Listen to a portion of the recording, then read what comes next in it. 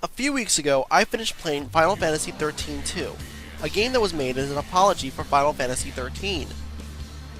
And while at first it felt like a cross between Final Fantasy XIII and Final Fantasy X-2, with a sweet dash of Chrono Trigger, in the end this game has left a bad aftertaste.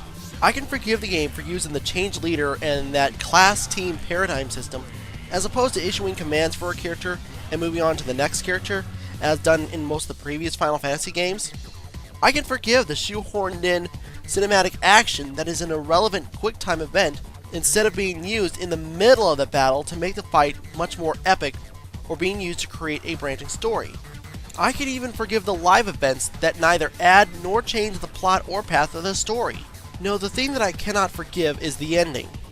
To put it simply, this is a bad ending. When I say bad ending, I don't mean that it was poorly created, like in Ghosts and Goblins or Dino Wars for the NES. I mean that it is the least desired of all possible endings, such as when Lavos destroys the world in Chrono Trigger, or Vegnagun destroys all of Spira in Final Fantasy X-2. But the problem here is that this bad ending is the only one you get. No matter what you do, there is no way to change it. Allow me to explain. After facing several bosses that either require you to max out the Crystarium levels of you and the monsters in your party, or require you to set the battle option to easy, you finally kill Caius, the fucker that screwed with time and caused everything to happen in the first place.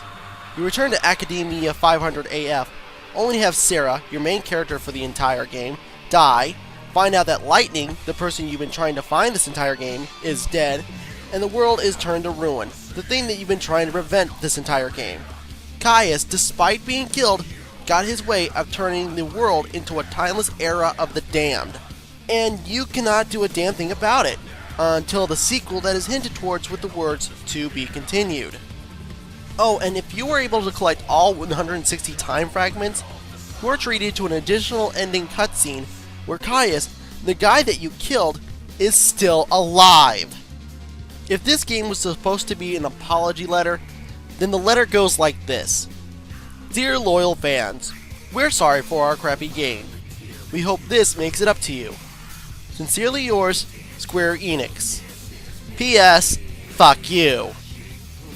It feels like a multi-part episode of Star Trek, where things are really bad by the end of the episode, and you have to wait for the next episode for the conclusion.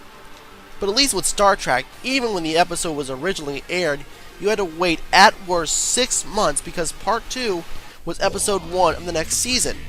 With 13-2, if this game didn't piss the diehard fan out of you, you'll have to hope that 13-3 is being developed, wait 2 to 3 years for it to be released, spend another $60 or more on it, and then hope that 13-3 doesn't conclude the same way as 13-2 did.